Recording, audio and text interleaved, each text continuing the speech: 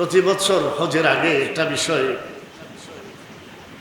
আমাদের দেশে দেশের বাইরে একটা ঘুরপাক খায়। বিষয়টি হলো হজের সময় যখন আসে একটা কথা প্রচার করা হয়, যারা হজে যাবে বা যারা উমরায় যাবে তারা যেন মদিনায় গেলে এই নিয়তে যায়, যেন মসজিদের নববীতে নামাজ পড়ার নিয়তে যায়, রসুল পাকের রওজা শরীফ জিয়ারতের উদ্দেশ্যে যেন না যায়। এই কথাটি 700 হিজরির পর থেকে এটা শুরু হয়েছে, এর আগে ছিল না। এটা একটা আকীদাগত বড় একটা ফিতনা। এই ফিতনাটি সর্বপ্রথম সৃষ্টি করেছে পৃথিবীতে একজন বিখ্যাত আলেম, যার নাম ইবনে তাইমিয়া। আল্লামা ইবনে তাইমিয়া তিনি বড় আলেম ছিলেন, পৃথিবী বিখ্যাত আলেম ছিলেন, সবার কাছে পরিচিত ছিলেন। কিন্তু ওনার সব কথা যে সত্য হবে, ঠিক হবে, একজন বড় আলেম হলেও তার সব কথা যে রাইট হবে এমন কথা নয়।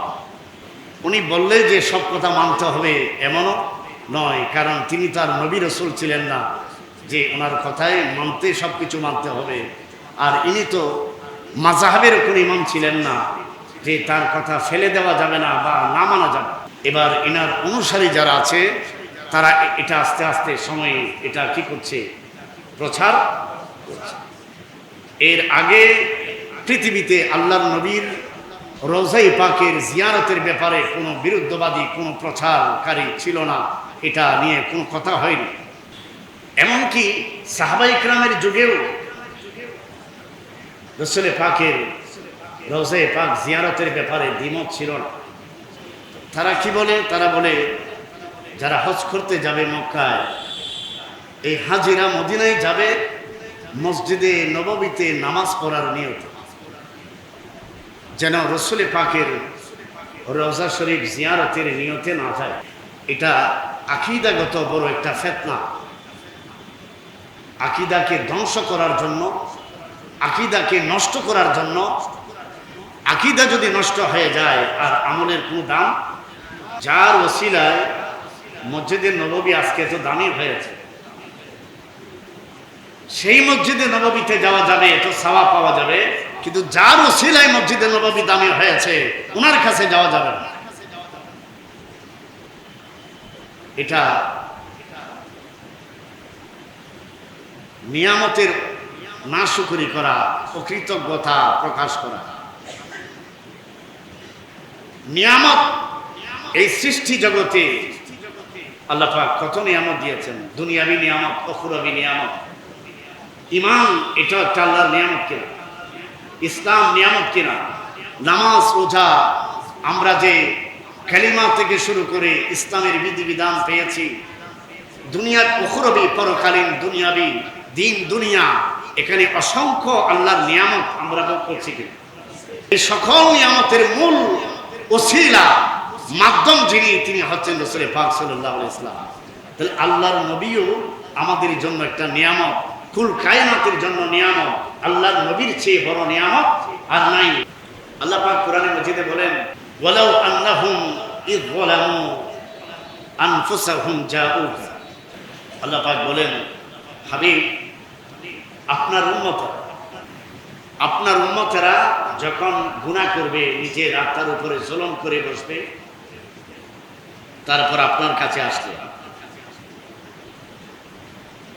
আপনার কাছে এসে তারা নিজেদের গুনাহ মাপ চাইবে আল্লাহর কাছে। আর আপনি রাসূল যদি তাদের জন্য সুপারিশ করেন আল্লাহর কাছে, তাহলে আল্লাহ তাদের তওবা কবুল করবে, আল্লাহ তাদের গুনাহ মাফ করে দেবে, তাদেরকে ক্ষমা করে দেবে। এই যে আল্লাহর নবীর দরবারে যাওয়ার হুকুম দেওয়া হয়েছে, হুকুম কে দিয়েছে? কথা বলেন না, কে? আল্লাহর নবীর দরবারে রসুল পাকের কাছে যাওয়ার হুকুম কোরআনে কে দিয়েছে? আল্লাহ দিয়েছে। এই হুকুম এটা আম, এটা কোন সময়ের সাথে খাস ছিল না, নির্দিষ্ট নয়। এটা কিয়ামত পর্যন্ত, কোরআন যতদিন থাকবে, জমিন আসমান যতদিন থাকবে, এই হুকুমও ততদিন বহাল থাকবে। আল্লাহর হুকুমকে রহিত করার ক্ষমতা কোন মানুষের আছে? আল্লাহর নবীর দরবারে যাওয়ার নির্দেশ কোরআনে কে দিয়েছে? আল্লাহ দিয়েছে। এই হুকুম, এই নির্দেশ বহাল থাকবে কিয়ামত পর্যন্ত। আল্লাহ বলে দিয়েছে, যদি বান্দা হজ করবে, উমরা করবে, আমার ঘরে আসবে, তাওয়াফ করবে, সাফা মারওয়ায় সাফা মারওয়ায় সাই করবে, মুজদালিফায় যাবে, মিনায় যাবে, যা কিছু তুমি করো না কেন, কিন্তু গুনাহ মাফ হওয়ার জন্য একটা ঠিকানা আমি তোমাদেরকে দেখিয়ে দিচ্ছি, আমার হাবিবের দরবারে চলে যাও। আমার হাবিবের দরবারে চলে যাও। ওখান থেকে যদি ইশারা আসে তোমাদের পক্ষে, যদি আমার নবী সুপারিশ করে যাও, আমি গ্যারান্টি দিয়ে দিলাম তোমাদের গুনাহ ক্ষমা করে দেবে। আল্লাহর নবীর দরবারে যাওয়ার নির্দেশ দিচ্ছে কে? সেখানে গেলে ক্ষমা পাওয়া যাবে, সেটা বলছে কে? কথা বলেন কে? আল্লাহ বলছে যাওয়ার জন্য, আর এই সব মৌলবীরা বলছে না যাওয়ার জন্য। এই সব মৌলবীরা নিষেধ করছে, আর আল্লাহ বলছে কি করতে? যাওয়ার জন্য। তওবা আপনি যে কোনো জায়গায় করতে পারেন, পৃথিবীর এই জমিনে যে কোনো জায়গায় আপনি চাইলে তওবা, আল্লাহর দরবারে তওবা আপনি যে কোনো জায়গায় করতে পারেন।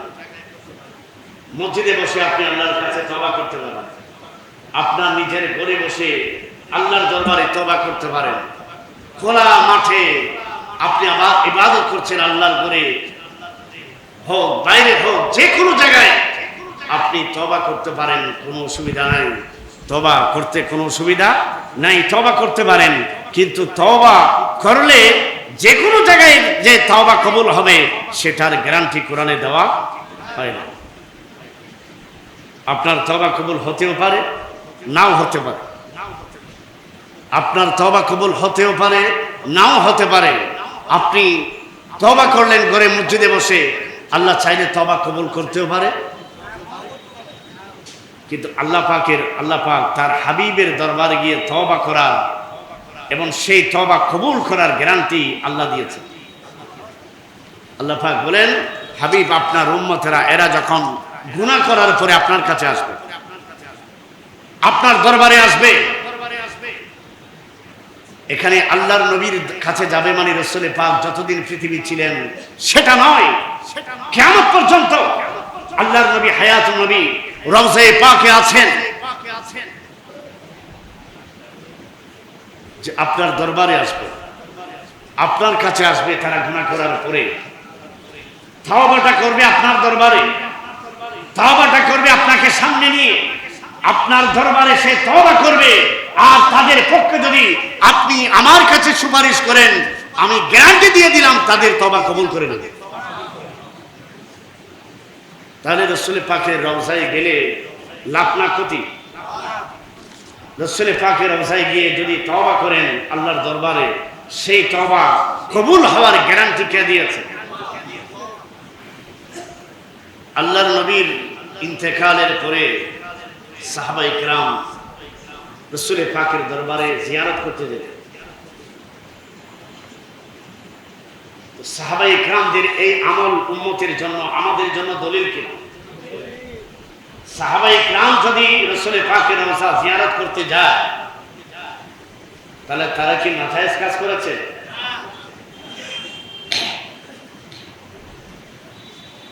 হযরতে ওমর রাদিয়াল্লাহু তাআলা আনহু, ওনার সময়ে, ওনার খেলাফতকালে কাবুল আহবার তাবি, তিনি ইসলাম গ্রহণ করেছেন। তো হযরতে ওমর কাবুল আহবারকে জিজ্ঞেস করলেন, হাল লাকা আন তাসিরা মাইয়া ইলাল মদিনা ফাতাজুরু কবরান নবী ওয়া তামাত্তাউ বিজিয়ারাতিহি ফাকুলতু নাআম ইয়া আমিরাল মুমিনিন। কাবুল আহবারকে হযরত ওমর জিজ্ঞেস করলেন, হে কাব, তুমি কি আমার সাথে মদিনা যেতে চাও, মদিনা যাবে রাসূল পাকের রওজা জিয়ারত করতে। আল্লাহর নবীর রওজা জিয়ারত করার মাধ্যমে তুমি বরকত হাসিল করবে, তুমি বরকত হাসিল করবে, আল্লাহর নবীর ফয়জ লাভ করবে। তুমি কি যাবে আমার সাথে রাসূল পাকের রওজা জিয়ারত করতে? কাবুল আহবার জবাব দিলেন, হ্যাঁ হে আমিরুল মুমিনিন, আমি যাব আপনার সাথে। আল্লাহর নবীর রওজা জিয়ারত করার জন্য যাওয়ার প্রস্তাব দিলেন আরেকজন তাবিকে। কে দিলেন প্রস্তাব? হযরত ওমর। তাহলে রাসূল পাকের রওজা যদি জিয়ারত করতে যাওয়াটা যদি শরীয়তে মানা হতো, হযরত ওমর কি এই কাজ করতেন? কথা বলেন, করতেন?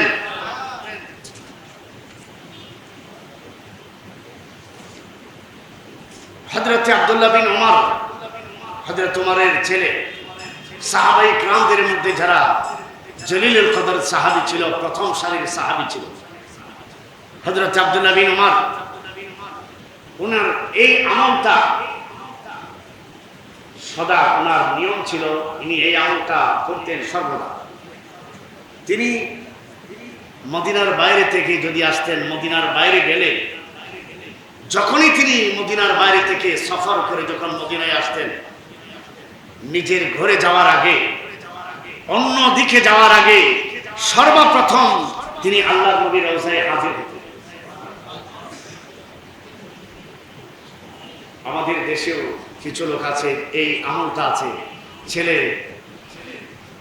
বিদেশ থাকে, বাবা মৃত্যুবরণ করলো, বিদেশ থেকে আসার পরে ঘরে যাওয়ার আগে বাবার খবর জিয়ারত করতে আছে কিনা?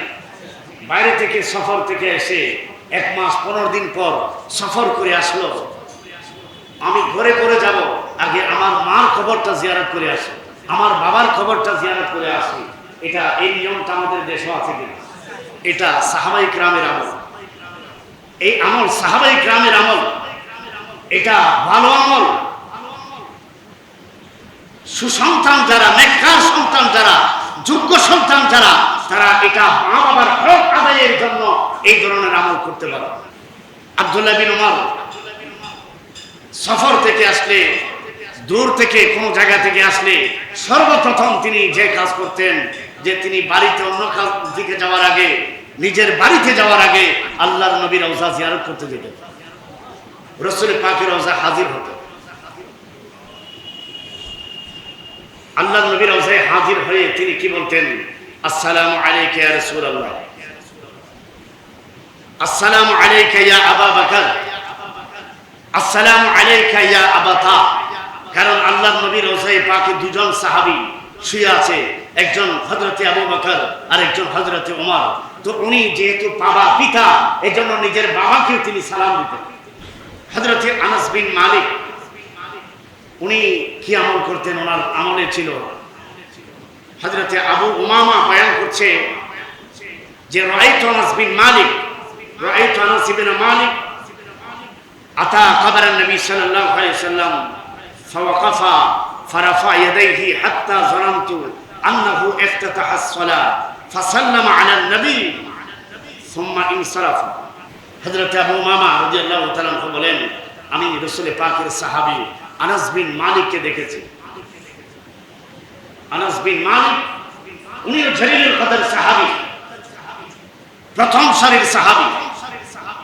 ইসলামের যারা হুজ্জত দলিল, যাদের আমল দলিল, যাদের কওল দলিল, যাদের ফেল দলিল, আমি হযরতে আনাস বিন মালিককে দেখেছি। তিনি আল্লাহর নবীর রওজায় আসলেন, আল্লাহর নবীর রওজায় পাকের সামনে এসে দাঁড়ালেন।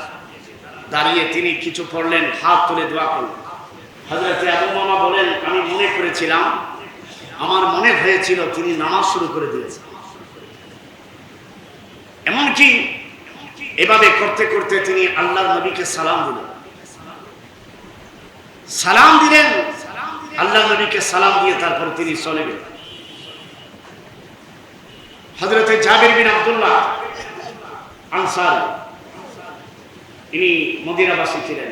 জাবির বিন আব্দুল্লাহ, ইনিও প্রখ্যাত সাহাবী রাসূল পাকের।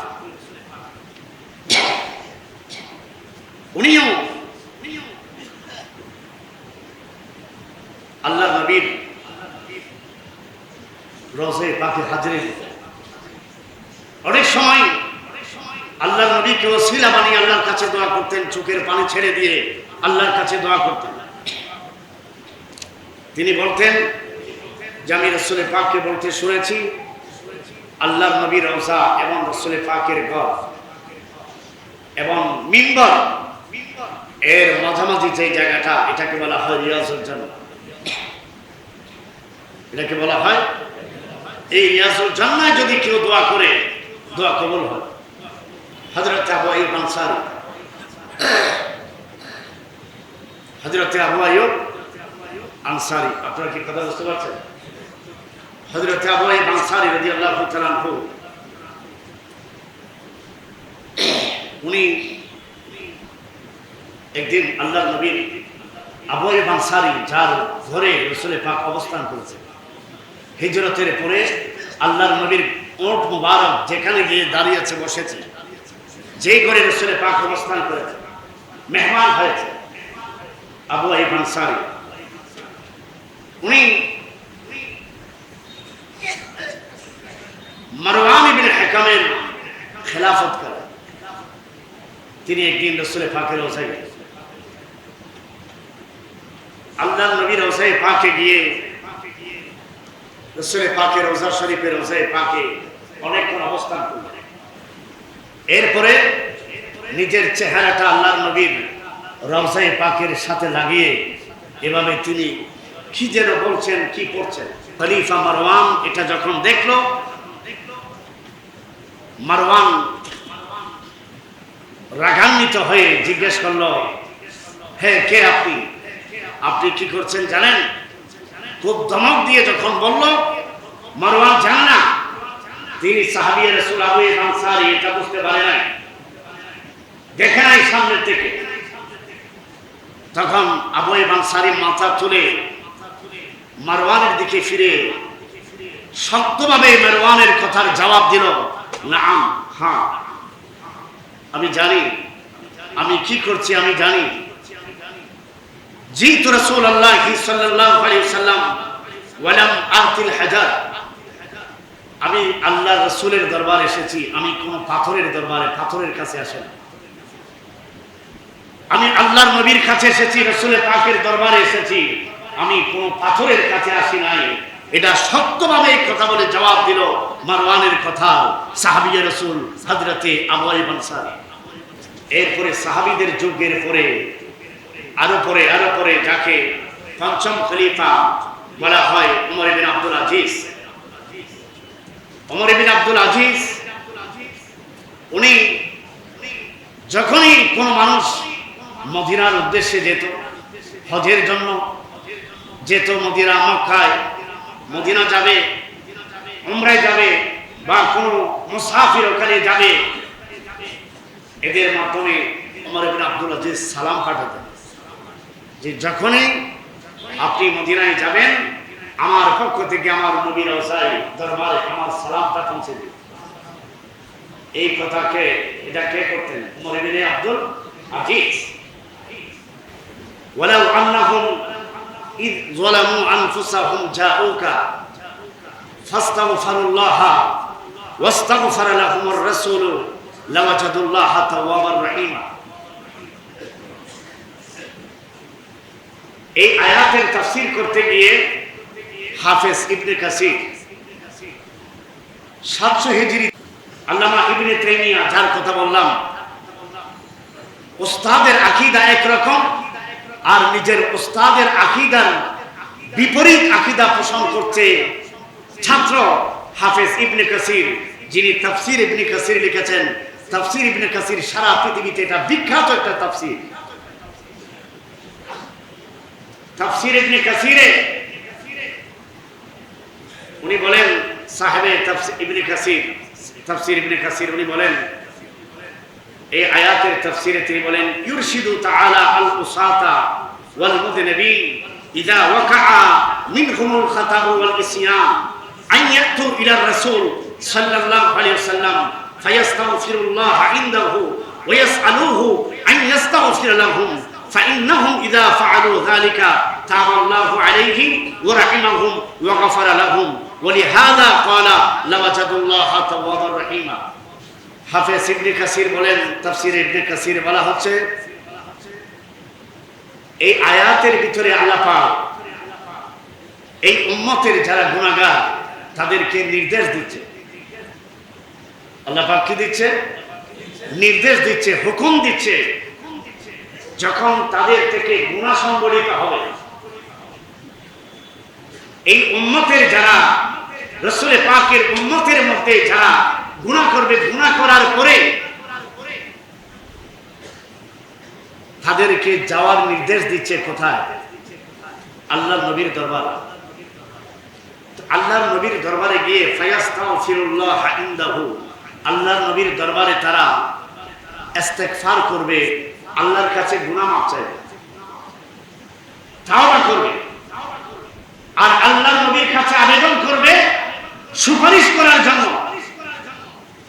আল্লাহর নবী যদি তারা যদি এভাবে করে আল্লাহর নবী যদি তাদের জন্য সুপারিশ করে তাহলে আল্লাহ পাক তাদের তওবা কবুল করবে তাদের উপরে রহম করবে তাদের গুনাহ ক্ষমা করবে এইজন্য আল্লাহ পাক কোরআনে বলেছেন লাওয়াজাদুল্লাহ তাওয়াবার রহিমা তাদের তওবা আল্লাহ পাককে তারা তওবা কবুলকারী হিসেবে পাবে অর্থাৎ তাদের তওবা আল্লাহ কবুল করবে তাদের উপরে রহম করবে আল্লাহ দয়া করবে ইমাম ইবনে কাসির একটা ঘটনা নকল করেছেন উল্লেখ করেছেন হযরতে উতবী বর্ণনা করেন কুনতু জালিসান ইনদা কবরি নবী সাল্লাল্লাহু আলাইহি ওয়াসাল্লাম আল্লাহর নবীর ইন্তেকালের পর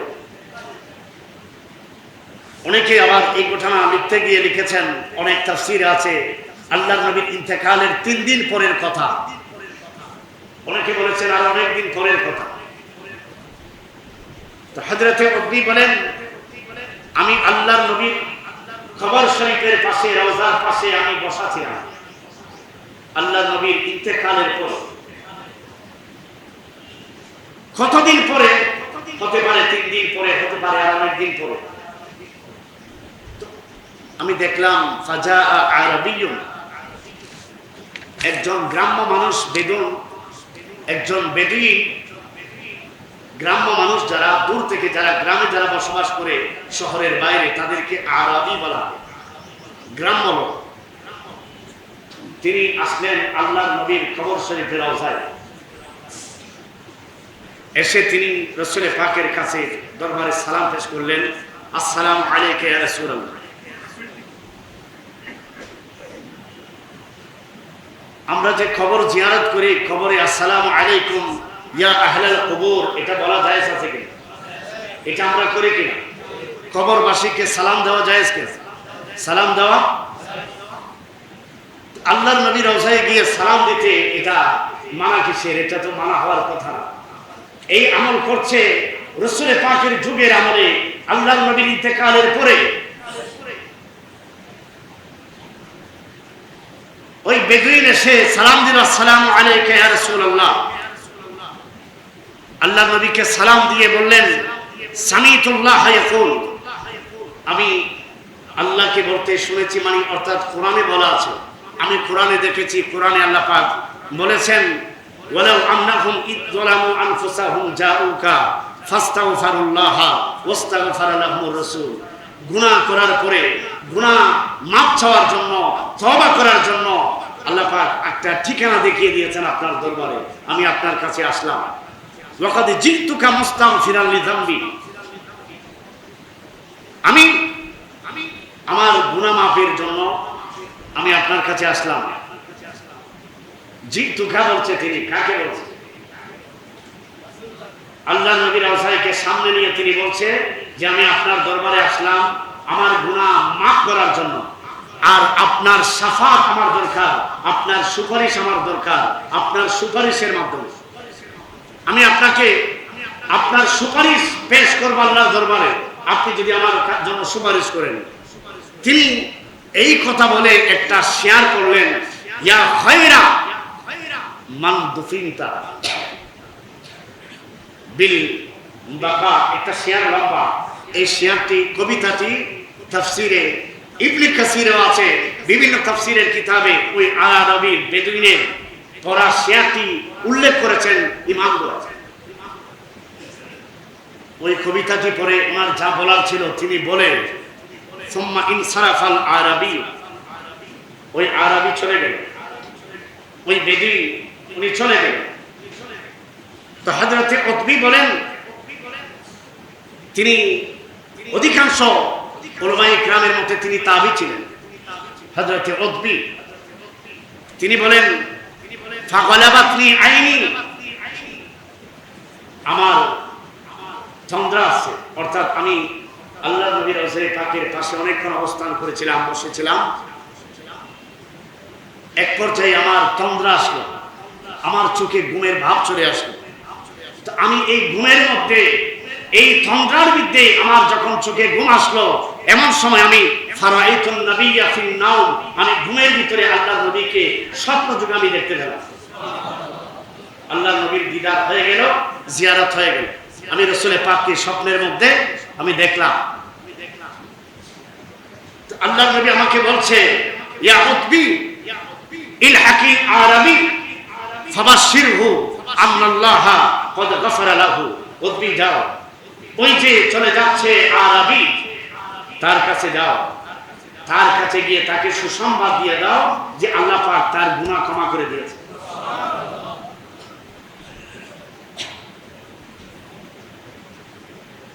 তো পরিশেষে এই কথাটি বলবো যে আল্লাহর নবীর রওজা পাক জিয়ারতের জন্য যাওয়াটা শরীয়তে মানা নাই, বরং এটা মুবারক কাজ, বরকতময় কাজ। এটা যাদের নসিব হয় হজ উমরা করতে, তারা যেন খুশি মনে আনন্দ চিত্তে রাসূল পাকের দরবারে গিয়ে হাজিরা দেয়, উপস্থিত হয়, দোয়া মুনাজাত করে, জিয়ারত করে, বরকত হাসিল করে। এটা বড় ভাগ্যের কাজ। আল্লাহ পাক সবাইকে নসিব করুন।